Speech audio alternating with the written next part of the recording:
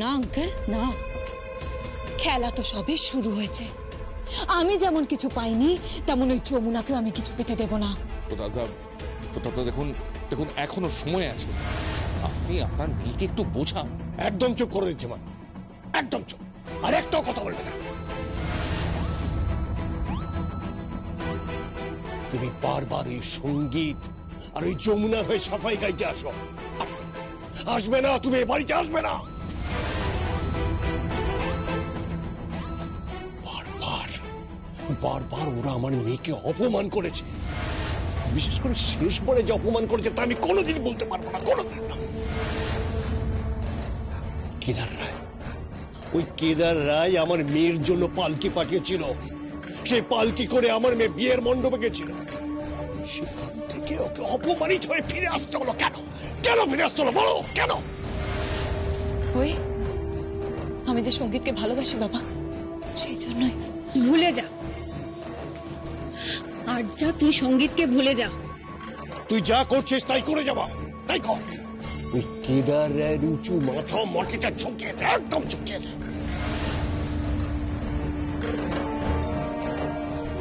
ওই যমুনা, ওই যমুনা ঢাকি ওনার চোখের মণি। ওই যমুনা যেদিন প্রতিযোগিতায় হেরে ওই মঞ্চ ছেড়ে পালাবে, সেদিন দরকার হলে ওই রায়বাড়ির সামনে আমি গিয়ে 108টা ঢাক ভাড়া করে বাঁচিয়ে আসবো আমি। এটা জীবনে হবে না, কারণ শকুনের অভিশাপে গরু মরে না। এটা জীবনে হবে না। আর যে অন্যায় করেছে আর তার খেসারত ওকেই দিতে হবে। আর পারছি না, আপনি চলে যান এখান থেকে। আর ভালো লাগছে না, আপনি প্লিজ এখান থেকে চলে যান।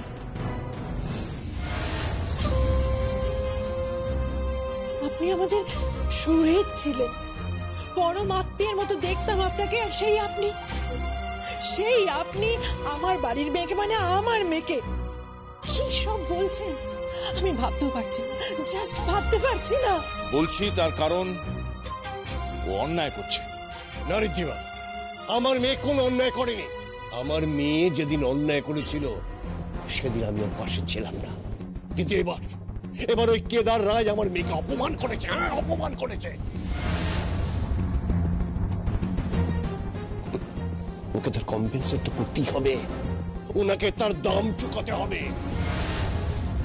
একটা কথা শুনে রাখো ঋদ্ধিমান, এটা মাথায় রাখো, ওই যমুনা কোনো দিন চ্যাম্পিয়ন হবে না।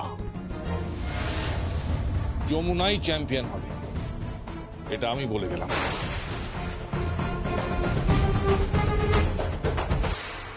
ঋদ্ধিমান আঙ্কেল,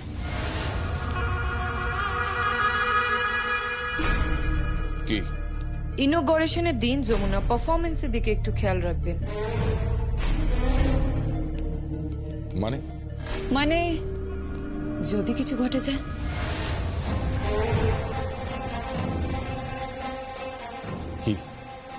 কি করবে তুমি? কিছু না, এত বড় পৃথিবীতে কত কিছুই ঘটে যাচ্ছে, তাই না আঙ্কেল? ওই যমুনা তো একটা নাম মাত্র, গ্রাম থেকে উঠে আসা একটা মেয়ে, তারও তো কিছু হয়ে যেতেই পারে, তাই না? শোনো, আচ্ছা, যমুনা শুধু আমার শিষ্যা নয়, আমার ছাত্রী নয়, ও আমার মেয়ে। আমি ওর কিচ্ছু হতে দেবো না, ওই চ্যাম্পিয়ন হবে। আর আপনি বলছিলেন না, এবার আমি বলছি, আমি সেদিন 108টা ঢাক নিয়ে আসবো, আর যমুনা থাকবে আমার সামনে, আর ওই ঢাক আমি কাঁধে তুলে বাজিয়ে দিয়ে যাব। কথাটা বলে গেলাম।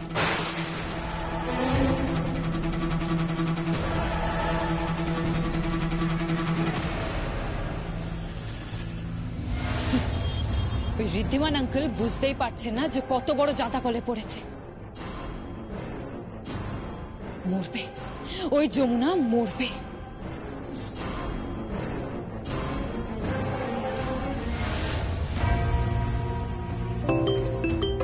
Hello, thank you. কি ব্যাপারে? প্রেস রিলিজের জন্য পেপারে দেখলাম বিজ্ঞাপনটা। Thank you. দেখুন, এসব কাজ আমি আর করতে পারবো না। রিস্ক হয়ে যাচ্ছে, বুঝতে পারছেন আপনি? আপনার এই পুরো প্রোগ্রামের একটা বড় স্পন্সরশিপ যদি আমি দিই, প্রোগ্রাম রিলেটেড লোকজনের সঙ্গে কথা বলুন, যত টাকা লাগবে আমি দেব, কিন্তু ওই যমুনা যেন কোনো মতেই না জিততে পারে। কিন্তু ও তো পপুলার ভোট ক্যাটাগরিতে রয়েছে। আমি কিচ্ছু শুনতে চাই না। ভাত ছড়ালে কাকের অভাব হয় না। ওই পপুলার ভোট, SMS সব কিনে নেবো, সব কিনে নেবো আমি। এত সহজ না, এভাবে হয় না। জালিয়াতি করে রিয়েলিটি শো জেতা যায় না, তাহলে সবাই জিততে পারতো। সোমনাথ বাবু, কি হতে পারতো আর কি হতে পারতো না এগুলো জানার আমার কোনো দরকার নেই। যমুনা জিতবে না, বাকি আর যে কেউ জিততে পারে, এই কথাটা আপনি মাথায় রাখুন। নইলে আমার থেকে যে টাকা নিয়েছেন তার যে ভিডিও আর অডিও আমার কাছে আছে, সেগুলো সব কিন্তু আমি প্রেসকে দিয়ে দেবো।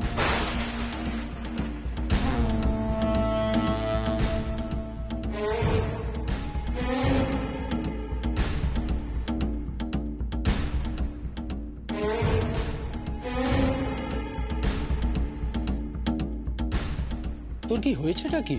এরকম নার্ভাস দেখাচ্ছে। না, কিছু না।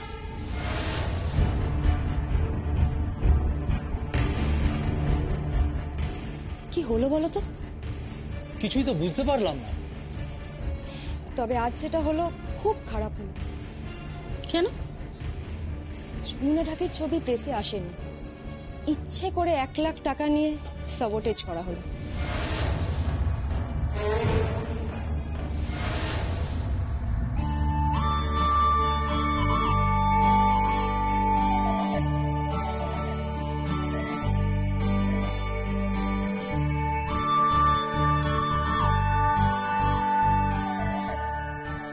Good morning madam.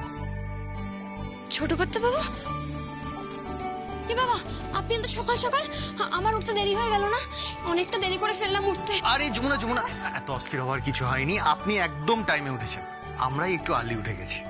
আমরা মানে? Good morning.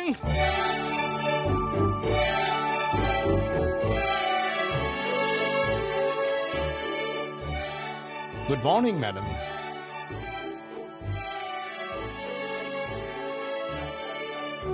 কাকাই তুমি?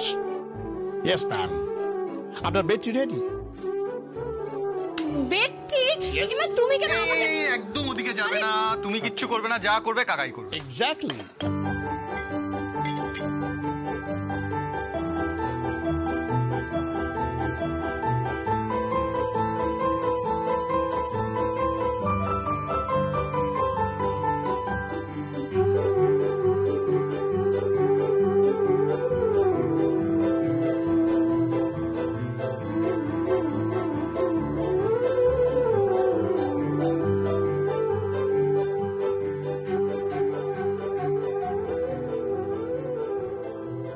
Now your bed is ready. আপনার বেডটি ম্যাডাম। তাই চাটাকে বানিয়েছে শুনি তুমি? আমি নই ম্যাডাম, এটার পুরো কৃতিত্ব বিখ্যাত শেফ বেদ সেনের। বেদ সেন, প্লিজ। এসব কি হচ্ছে? এসব কি হচ্ছে মানে?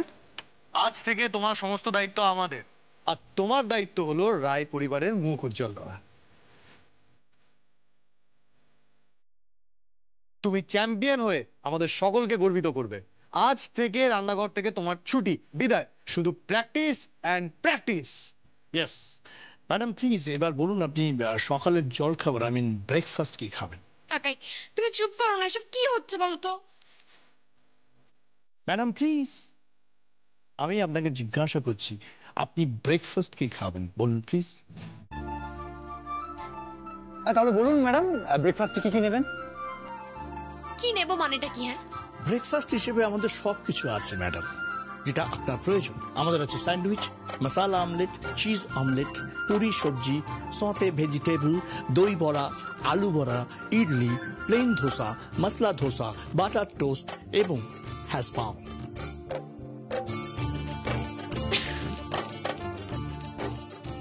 কাকাই এবার থামো। হ্যাঁ, তোমরা এসব কি হচ্ছে? জি জি জি জি।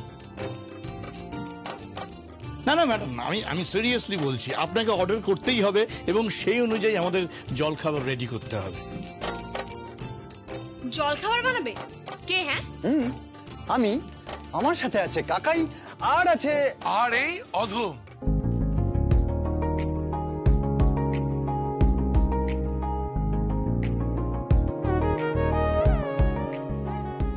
আরে বাবা, তোমরা রান্না বান্নার কিছু বোঝো না, তোমরা এখান থেকে যাও, আমাকে যেতে না, দাও। না, না, না, না, না। আরে আরে একদম রান্নাঘরে যাওয়া যাবে না বলেছি না।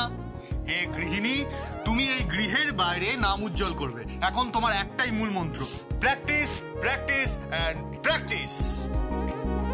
ঠিক তাই। এই এবার অর্ডারটা দিয়ে ফেলো দেখি। আমি এসব অর্ডার দিতে পারবো না। হ্যাঁ, এবার তোমরা এসব দয়া করে বন্ধ করো, আমাকে যেতে দাও প্লিজ। না না না না বৌমা, এ হবে না। তুমি বলো বলো বলো, ব্রেকফাস্ট কি নেবে বলো। কি নেবো মানেটা কি? এসব বন্ধ করো না, দয়া করে বন্ধ করো। আর আমি এসব খাই না, আমি তো নিরামিষ খাই। ও হ্যাঁ হ্যাঁ, তাই তো। ঠিক আছে, তোমার বৌমার জন্য আমি অর্ডার করে দিচ্ছি। ও খাবে veg sandwich, hash brown and juice. Okay, ঠিক আছে। এবার লাঞ্চে কি কি খাবেন? লাঞ্চে আমাদের সমস্ত রকম ব্যবস্থা আছে, মানে সমস্ত রকমের মাছ পাওয়া যায় এবং মাংস পাওয়া যায়। কিন্তু যেহেতু আপনি নিরামিষাশী, সেই কারণে আপনার জন্য আমরা মেনু রেখেছি ভাত, ডাল, আলু ভাজা, পটলের দোরমা, আলু পোস্ত এবং চাটনি। তাই সব বানাবে কে শুনি? এই লাঞ্চ যিনি তৈরি করবেন তিনি হচ্ছেন আমাদের মূল শেফ। তিনি কে? তিনি হচ্ছেন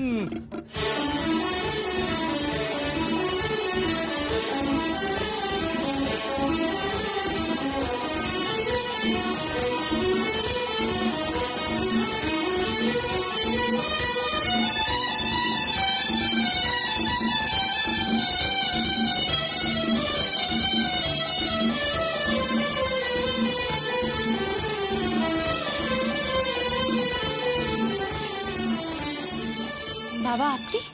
হ্যাঁ আমি। আজ থেকে তোর সব দায়িত্ব আমাদের। বাবা আপনি দায়িত্ব নিচ্ছেন ঠিক আছে, কিন্তু আপনি কি রান্না করবেন? আপনি তো নিজেই কিছু পারেন না।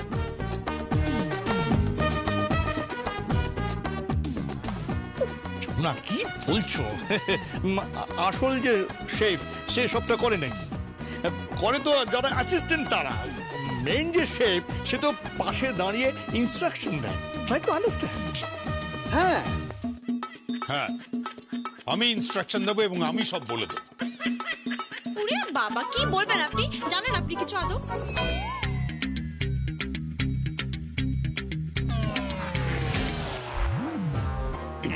কেন ইয়ে সোশ্যাল সাইট আছে, মোটা মোটা 3টে রান্নার বই কেনা হয়েছে, রন্ধন প্রণালী, বিখ্যাত সব বই। হ্যাঁ, সাদা সব বইয়ের পাতা খুলবো, দাদা ইনস্ট্রাকশন দেবেন আর আমরা কপি পেস্ট করে দেবো, ব্যাস রান্না তৈরি। কাকাই, রান্নাটা তো সহজ নয়। হ্যাঁ, আরে বাবা আপনারা পারবেন না। হ্যাঁ আমরা পারবো, আমরাও পারবো, আর তোকেও পারতে হবে। তোকে জিততে হবে যমুনা, হারার কোনো জায়গা নেই। এই প্রতিযোগিতায় তোকে জিততে হবে। আর একটা কথা মনে রাখিস, চিরকাল আমি মাথা উঁচু করে বেঁচেছি, আমার মাথা কিন্তু তুই নিচে করে দিবি না। বাবা, বাবা তুমি ব্যাপারটা একটু বেশি সিরিয়াস নিয়ে নিচ্ছ। ব্যাপারটা মনে হচ্ছে মানে মোহনবাগান ইস্টবেঙ্গল ম্যাচের মতো বাঙালির। মানে যে হারবে তার মুখে করে চুন। হ্যাঁ হ্যাঁ বড়দা, আপনাকে খুব সিরিয়াস লাগছে। হ্যাঁ বাবা, আপনার কি হয়েছে? আপনাকে এরকম লাগছে? তোকে জিততে হবে যমুনা, তোকে জিততে হবে। শুধু প্র্যাকটিস করে যা, প্র্যাকটিস প্র্যাকটিস প্র্যাকটিস। আপনি কাকে ভয় পাচ্ছেন বাবা? কোন প্রতিযোগীকে ভয় পাচ্ছেন আপনি? আপনি কি পবন ঢাকিকে ভয় পাচ্ছেন?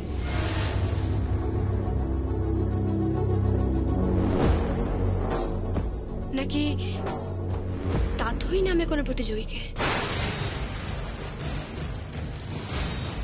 যমুনা,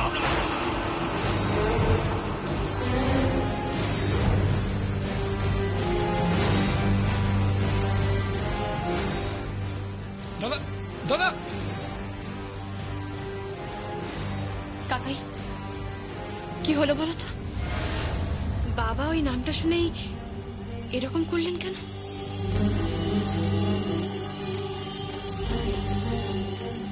তুমি জানো কিছু? না কিছু না কিছু না। আমি বরং তোর ওই স্যান্ডউইচ জুস এগুলো বানিয়ে নিয়ে আসছি। আর তুই এক কাজ কর, তাড়াতাড়ি প্র্যাকটিসটা শুরু করতে প্লিজ। হ্যাঁ সঞ্জয়, তাই ঠিক, চলো চলো চলো চলো ওই দিকটা দেখি, চল। ভাইয়া ভাইয়া ব্যাপারটা কি হলো বলো তো? মানে বাবা এইভাবে রিয়াক্ট করলেন কেন? কিছু না বেদ।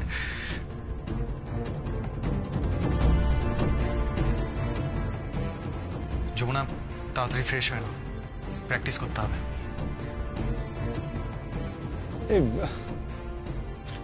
কি কি হলো বলো তো? সেটা তো বুঝতে পারলাম না, কিন্তু এটা বুঝতে পারলাম যে আজকের লাঞ্চটা না একেবারে ঘেটে ঘ।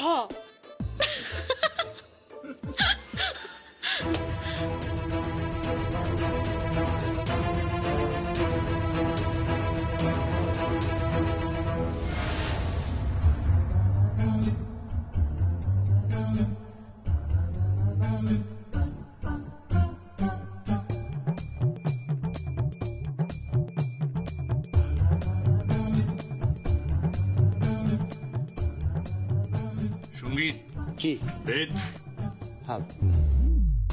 আজকে শ্রীমতী মুরগি ধন্য হলো।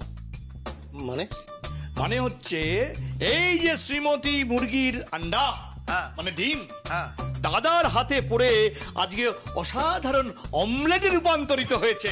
এই একদম বাজে কথা বলবি না, একদম বাজে কথা বলবি না। ভাবছিস নাকি আমি রান্না করতে পারি না? কি হচ্ছে এসব?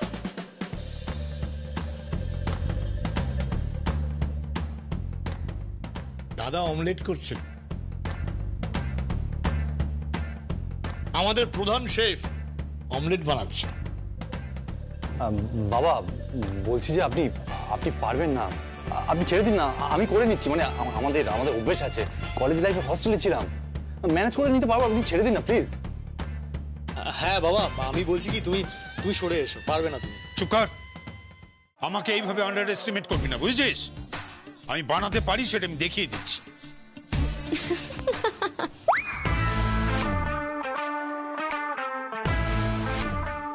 এই তুই আসছিস কেন? বাবা আপনি অমলেট বানাচ্ছেন? ইয়েস অফ কোর্স, আমি আমার বৌমার জন্য অমলেট বানাচ্ছি। বাবা আমি তো অমলেট খাই না। জেঠু তুমি ম্যানেজ করতে পারবে না, ছেড়ে দাও না।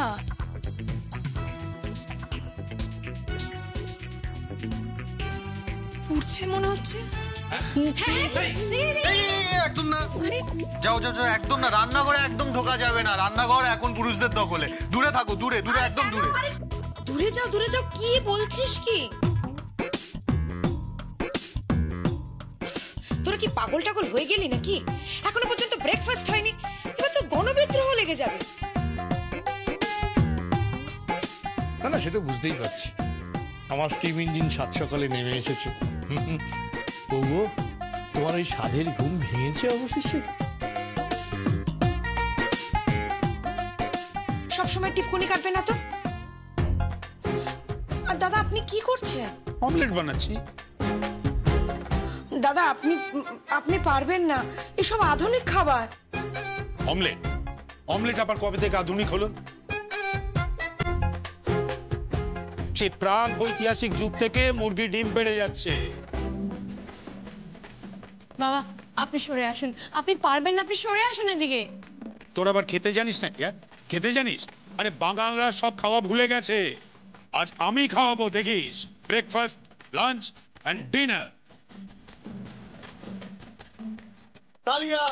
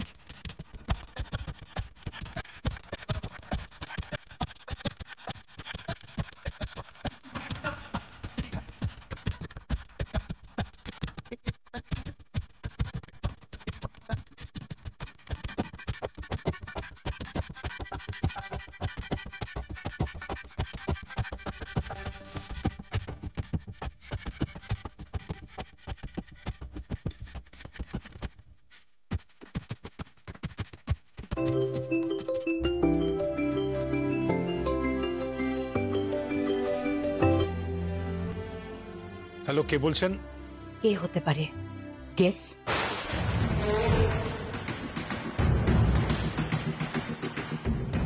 কে তুমি? কি হয়েছে দাদা? কে ফোন করেছে? জানি না, নাম বলছে।